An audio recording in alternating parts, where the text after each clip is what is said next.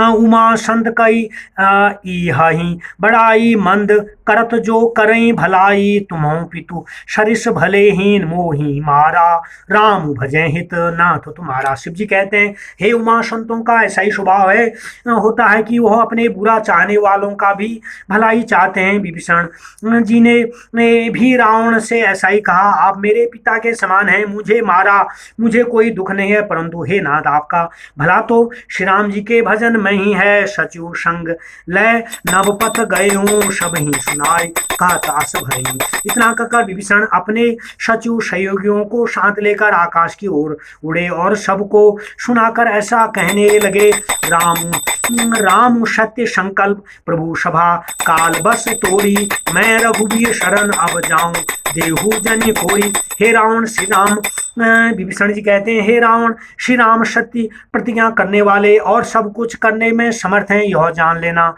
तुम्हारी सभा अब काल के बस में है, इसलिए मैं अब श्री रामचंद्र की शरण में जाता हूँ, मुझे दोष न देना।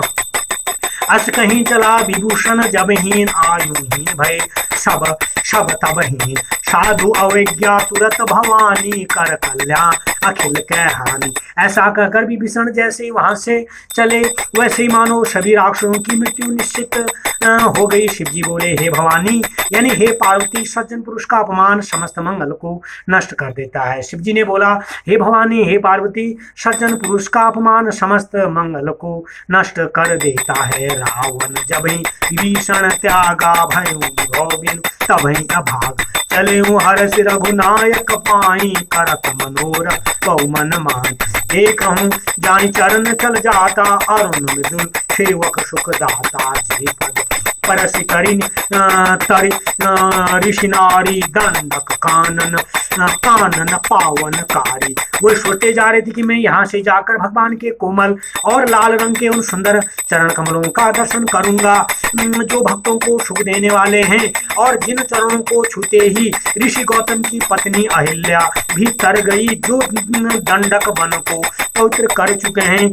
जे पद जनक सुता उर लाए, कपट कुरंग संग धर धाये, हर ओर सर सरोज पद जेई, अहो भागी में देखे हूं तेई। जिन चरणों का ध्यान जानकी जी अपने मन में करती हैं और जो माया मृग को पकड़ने के लिए दौड़ पड़े थे, जो चरण कमल साक्षात शिव जी के हृदय रूपी सरोवर में विराजते हैं, मैं भाग्यवान हूं कि मुझे भगवान के उन चरणों का अब दर्शन होगा। जिन्ह पायन के पादुकन ही भरतु रहे मन लाई, ते पद आजू बिलो की हूँ इन्हा नयने अब जाई। जिन चरणों की पादुकाएं भरत जी अपने हृदय में धारण कर रखी है, उन्हीं श्री चरणों का दर्शन अब मैं अपनी आंखों से करूंगा। ऐसा कौन करे? विभीषण जी ऐसा कहते हुए अब श्री राम जी की ओर जा रहे हैं। जब वो जा रहे हैं तो ऐसा वो कहते हैं, एहि विधि करत सप्रेम विचारा, आय दुषपति सिंधु ही पारा। कपिन विभूषण आवत देखा, जाना कोई रिपुदूत विशेष। इस प्रकार प्रेम सहित विचार करते करते वो शीघ्र समुद्र के उस पार पहुंच गए जिधर श्री राम की वानर भालू सेना थी। वानरों ने जब विभीषण को आते देखा तो उन्हें समझा कि यह शत्रु पक्ष का कोई विशेष दूत है। ताई राखी कपीस वहीं आए, समाचार सब ताई सुनाए। कहा सुग्री सुनो रघुराई, आवा मिलन दशासन भाई।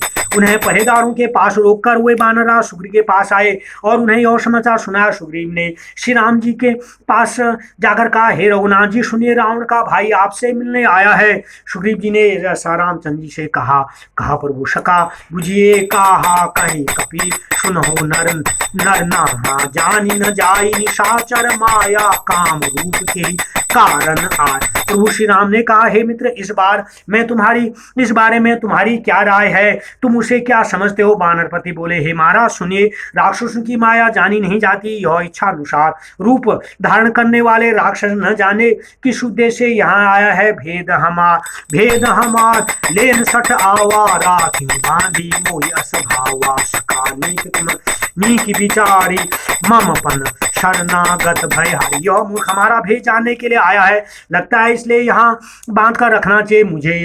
यही बात अच्छी लगती है। श्री राम जी बोले कि हे मित्र, तुमने बिल्कुल ठीक नीति की बातें सोची हैं, लेकिन शरण में आए हुए का दुख दूर करना मेरा प्रण है। सुनि प्रभु वचन